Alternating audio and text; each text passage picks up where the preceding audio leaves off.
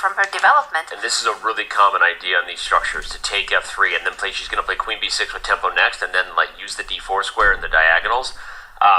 You also have knight e5, so depending on what Humpy Canero does, because Humpy might even take with the pawn here. That's how scary the position is. Just to keep a tempo and the bishop guarding the c4. But in fact, she does that because the problems are that many already for Humpy, and I think queen b6 is coming next. Yeah, she's doing it, and in the meantime, Hikaru and Ding Liren also started their Armageddon. Hopefully that will be a more successful opening for Hikaru than what we saw for Humpy. Are they repeating, actually?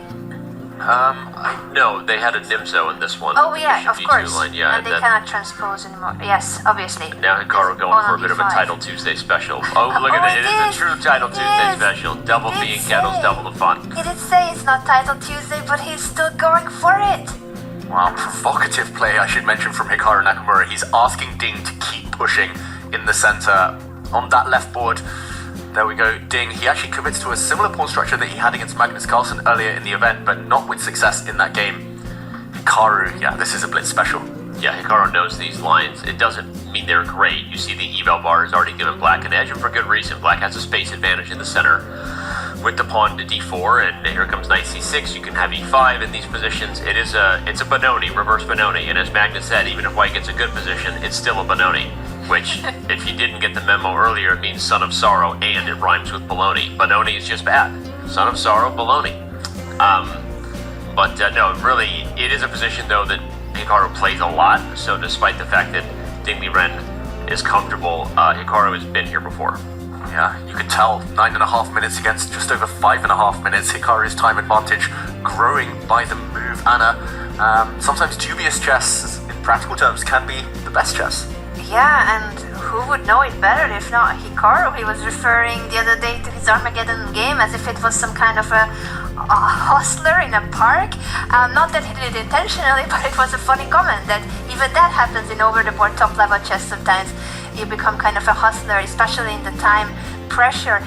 Now, after a3, white has clear intentions of expanding further on the queen side, pushing b4. Will Ding Liren try to stop this move? Should he try to with a5? The typical idea, right, in the Benoni, to play a5 when you're playing against it, slow down the expanse. But you also don't have to. Sometimes you switch and you play like bishop g4 and go to that side of the board. Ding Liren does decide to slow it down, but speaking of slowing down, Humpy Canero needs to speed up. She's now down on the clock despite starting with 3 minutes more than June and in a bad spot. The women's world champion is June for a reason. She's just so tough, and she won every Armageddon except for one, so she clearly is the queen of Armageddon in Norway Chess Women and the leader of the tournament for a reason, while Hikaru is trying to get that half a point against Ding Liren by winning this game, but he's in a must-win situation. g4 is on the board. Wow, he's going to keep pushing. He's going for Ding's king right now. Hikaru playing on both flanks. The most ambitious moves every single time. His time advantage, his clock is growing as well. Ding, under some serious pressure. Forget the eval bar right now. It's just chaos. I love this g5 move. This is just crazy chess. I love it. Play on both.